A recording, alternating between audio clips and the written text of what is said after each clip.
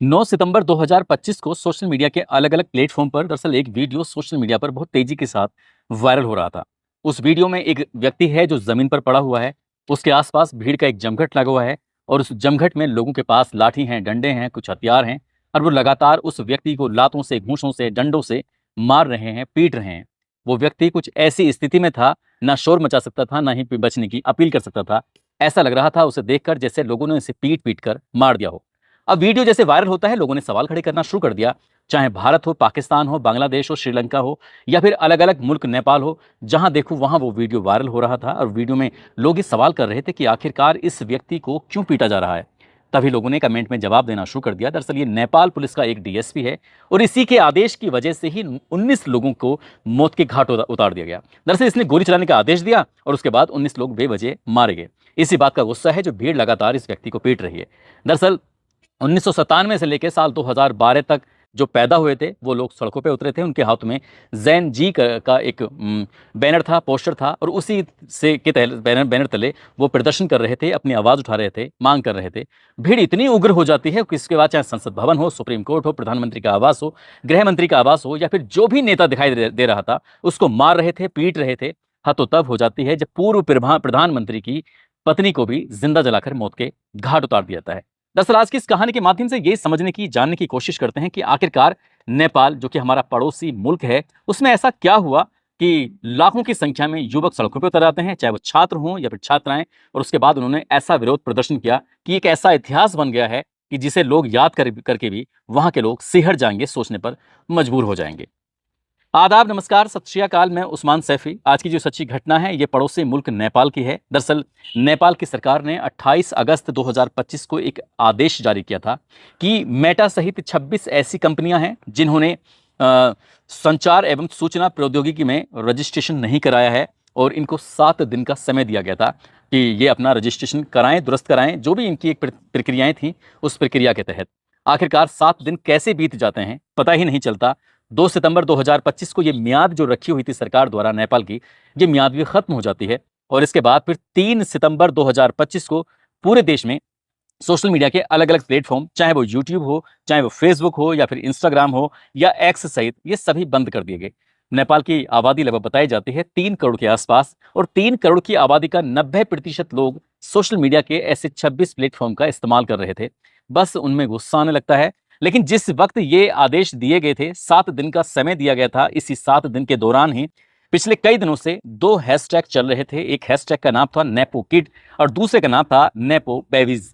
Nepo babies के नाम से जब ये था तो इसके हिसाब से फिर उन्होंने इस बीच में बड़ी संख्या में लोगों ने एक रिसर्च कर रखा था और रिसर्च के माध्यम से ये बताने की कोशिश की गई थी कि हमारे देश के जो 10% से ज़्यादा बेरोजगारी की चल रही है, साथ ही देश की आबादी का जो 20% लोग हैं, 100 में से 20 लोग, उनके पास पूरे देश की आधी से ज़्यादा संपत्ति है। यानी कि बाकी के जो 80% लोग हैं वो तो गरीबी की ज़िंदगी जी रहे हैं, मेहनत मजदूरी कर रहे हैं।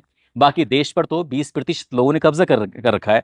अब इनके पास चाहे बहुत सारी प्रॉपर्टी भी है, इनके पास ऑटोमोबाइल्स एजेंसियां हैं, इनके पास शॉपिंग कॉम्प्लेक्स हैं, होटल हैं, स्कूल हैं, बिजनेस हैं बड़े बड़े, और इनके बारे में खासकर नेताओं के नाम लिखकर ये फला नेता, इसके पास इतनी संपत्ति है, इसका बेटा विदेश में है, इसके पास ये वाली गाड़ी है। छोटी से छोटी जानकारी जब लोगों ने देनी शुरू कर दिया, 7 दिन का समय था। अब 7 दिन के बाद यानी कि जैसे ही ये सोशल मीडिया के जो 26 प्लेटफॉर्म थे इन पर बैन लग जाता है, रोक लग जाती है, स्टॉप लग जाता है, तो ये बात घर घर में पहुंच जाती है। कहते हैं कि माउथ एडवर्टीजमेंट जो होता है उसका असर कुछ ज़्यादा होता है। यानी कि मुंह से निकली हुई बात यदि हम टीवी पर निकलने वाले किसी विज्ञापन को देखते हैं तो शायद उसका इतना प्रभाव नहीं होता जो बात मुंह से कही जाती है कि फला व्यक्ति के पास तो इतनी संपत्ति है, उसके पास तो इतनी दौलत है, हम लोग मजदूरी कर रहे हैं, वो लोग इतना पैसा कमा रहे हैं, फला मंत्री के इतने बच्चे हैं, वो वहाँ विदेश में हैं, वो विदेश घूम रहे हैं, उनके पास महंगी महंगी गाड़ियां हैं, उनके पास ये प्रॉपर्टी है। इस तरह का लोगों ने जब आपस में एक दूसरे से कहना शुरू कर दिया। साथ ही 2 ऐसे युवा थे, हालांकि उनकी उम्र 1997 से वो पहले ही पैदा हुए थे,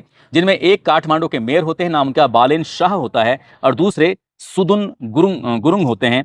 इन्होंने ये सुदुन गुरुंग जो होते हैं ये हैम नेपाल करके एक एनजीओ है, उसको चलाते हैं। इन दोनों ने अपने अपने हिसाब से मैसेज डिस्प्ले किए, लोगों को भेजे, बताया और संदेश दिया। उन्होंने ही कुछ ऐसे कहा था कि 1997 के बाद से लेकर साल 2012 तक जो पैदा हुए हैं उनको सड़कों पे आना चाहिए, उन्हें अपनी बात रखनी चाहिए। बहुत हो चुका है ये सब लूट खसोट, ये सब चीज़ें। इतना बस कहना था कि ये 5, 6-7 सितंबर यूं तो ऐसे ही निकल रहा था, ऐसा लग रहा था कि बिल्कुल शांति बनी हुई है, सब कुछ ठीक चल रहा है। लेकिन जैसे ही 8 सितंबर आता है, 8 सितंबर 2025, लोग लोग नहीं बल्कि युवा सड़कों पे उतरना शुरू हो जाते हैं, बड़ी संख्या में, इतनी संख्या कि उनके सर ही सर दिखाई दे रहे थे। अब चाहे वो काठमांडू हो, चाहे वो पोखरा हो, चाहे बुटबुल हो, चाहे वहर हवा हो, चाहे भरतपुर हो, इटाहारी हो, दमक, ऐसे शहरों में युवा इकट्ठा होना शुरू हो जाते हैं। बड़ी संख्या में जब इकट्ठा हो रहे थे, उसके बाद वो सरकार विरोधी नारे लगा रहे थे, और नारे लगाते लगाते वो संसद भवन तक पहुंच जाते हैं। कुछ युवाओं ने संसद भवन के अंदर प्रवेश करने की कोशिश की तो उन्हें रोकने की कोशिश की गई। जो सेना थी, पुलिस थी, उन्हें रोकने की जब कोशिश कर रही थी, अब सड़कों पर उन्हें गुस्सा आने लगता है तो आगजनी शुरू हो जाती है। जो वाहन दिखाई दे रहे थे उनमें आग लगा रहे थे, टायर मिल रहे थे उनमें आग लगा रहे थे। इस तरह से बात कुछ आगे बढ़ने लगती है और संख्या बढ़ती चली जाती है, और संसद भवन की तरफ जैसे ही ये भीड़ जो थी कूच करती है, तो ऐसा बताया जाता है कि एक जो अधिकारी थे उन्होंने पहले आदेश दे दिया कि भाई लाठीचार्ज करो, उन्हें रोकने की कोशिश करो। लाठीचार्ज से बात नहीं बनती तो कहते हैं कि आंसू गैस के गोले छोड़ो, या आंसू गैस के गोले से भाग जाएंगे। पानी की फव्वारे भी मारे जाते हैं, और जब बात और बढ़ने लगती है तो उन्होंने फिर रबर की गोलियां मारना शुरू कर देते हैं। रबर की गोली भी बहुत ज़्यादा असर करती है, ऐसा बताया जाता है कि जिसको लग जाती है कम से कम 3 दिन उसको बुखार आता है। रबर की गोलियां मारी जाती हैं, और इसी बीच में एक डीएसपी साहब ऐसे होते हैं, उन्होंने ये आदेश कर दिया कि ये नहीं रुक रहे हैं तो गोलियां चलाना शुरू कर दो। अब ऐसे 1-2 बार में जब गोलियां चलनी शुरू हो जाती हैं, पुलिस लगातार धू धू करके गोली चला रही थी। इसी बीच में जो छात्र और छात्राएं थे, क्योंकि 1997 से लेके साल 2012 के बीच में जो पैदा हुए थे वही तो प्रदर्शन कर रहे थे, संख्या इसमें ज्यादा छात्र छात्राओं की ही थी, युवाओं की ही थी।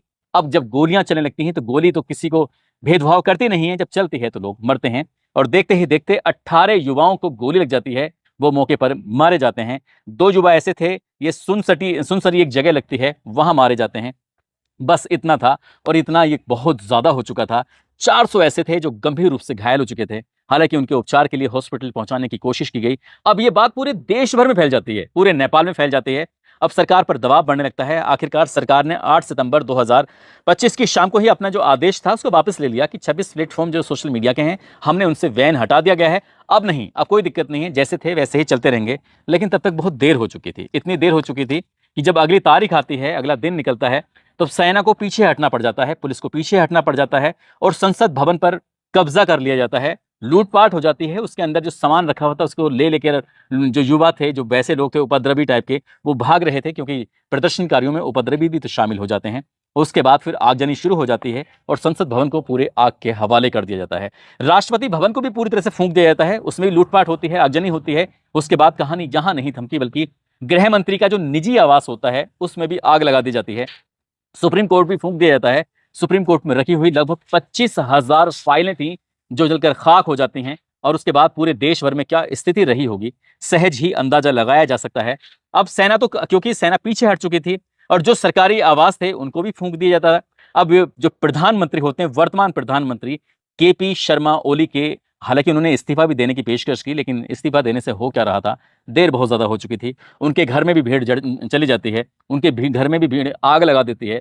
इस बीच में सेना को लगता है कि शायद ओली के जो परिवार वाले, इनके प्रधानमंत्री के परिवार वालों की जान को खतरा है, उन्हें वो अपने आगोश में लेते हैं। जो हवाई जहाज, हेलीकॉप्टर जो होते हैं, उनके माध्यम से उनको यहाँ से भगाया जाता है, दूर छुपाया जाता है, कहीं ऐसा ना हो कि प्रधानमंत्री मारे जाएं। लेकिन इसी बीच में भीड़ लगातार फैल जाती है। जो 7 दिन से लगातार मंत्रियों, नेताओं की जानकारी थी कि इनके पास इतनी संपत्ति, इनके पास इतनी दौलत है, इनके पास इतनी गाड़ियां, इनके पास इतनी प्रॉपर्टी है, उनकी बारी बारी से सूचनाएं जो लीक हो रही थी, तो लोगों में उनके प्रति गुस्सा बढ़ रहा था कि हम तो बेरोजगार हैं और ये देखो कितनी मौज मस्ती मार रहे हैं। पूर्व प्रधानमंत्री शेर बहादुर देउवा के घर को फूंक दिया जाता है। उनकी पत्नी अब विदेश मंत्री होती हैं, आरजू राणा, उनके दौड़ा दौड़कर इन मियाँ बीवी को बहुत ज़्यादा पीटा जाता है, हालांकि किसी तरकीब से इनकी जान बच जाती है। और काठमांडू में एक दल्लू इलाके में पूर्व प्रधानमंत्री होते हैं जिनका नाम है झालानाथ खनल, उनके घर में आग लगा दी जाती है, और उनकी पत्नी होती हैं जिनका नाम राज्य लक्ष्मी चित्रकार, उनको जिंदा जला दिया जाता है। हॉस्पिटल लेके जाते हैं, तब तक वो मर जाती हैं, यानी कि वो भीड़ की उस आगजनी का शिकार हो जाती हैं, मारी जाती हैं। पूर्व प्रधानमंत्री होते हैं पुष्प कमल दहल प्रचंड, उनके घर में भी आग लगा दी जाती है, उनकी बेटी के घर को भी फूंक दिया जाता है। उनकी बेटी के घर से एक लाश मिलती है, लेकिन ये लाश किसकी है अभी इसके बारे में जानकारी नहीं मिली है। लेकिन वित्त मंत्री का जो घर है, उनके घर में भीड़ चली जाती है, विष्णु पोडेल, और उनको भी दौड़ा दौड़ा कर बहुत ज़्यादा मारा जाता है, पीटा जाता है। और इसी बीच में एक जगह लगती है, एक ज़िला लगता है नवल परासी, वहाँ की जेल को 500 कैदी तोड़ते हैं, और तोड़ के वहाँ से फरार हो जाते हैं, भाग जाते हैं। लेकिन बात यही नहीं थमती। नेताओं के घरों को ढूंढा जाता है, नेताओं की दुकानों को, नेताओं के स्कूलों को, नेताओं के कॉलेजों को, नेताओं के बिजनेस व्यापारों को ढूंढा जाता है, उनके घरों को ढूंढा जाता है। सब में आग लगा रहे थे लोग, ये कहते हुए कि चोरों गद्दी छोड़ो, और साथ ही वो ये भी कह रहे थे कि सब इक्वल होने चाहिए, बराबर होने चाहिए, जितने भी तुमने लूट खसोट की है कुछ भी नहीं।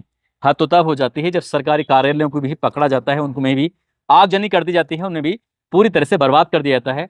9 सितंबर 2025 की शाम होते होते रात हो जाती है। 10 बजे के आसपास सेना फिर से ताकत में आती है, फिर से भीड़ को रोकने की कोशिश करती है।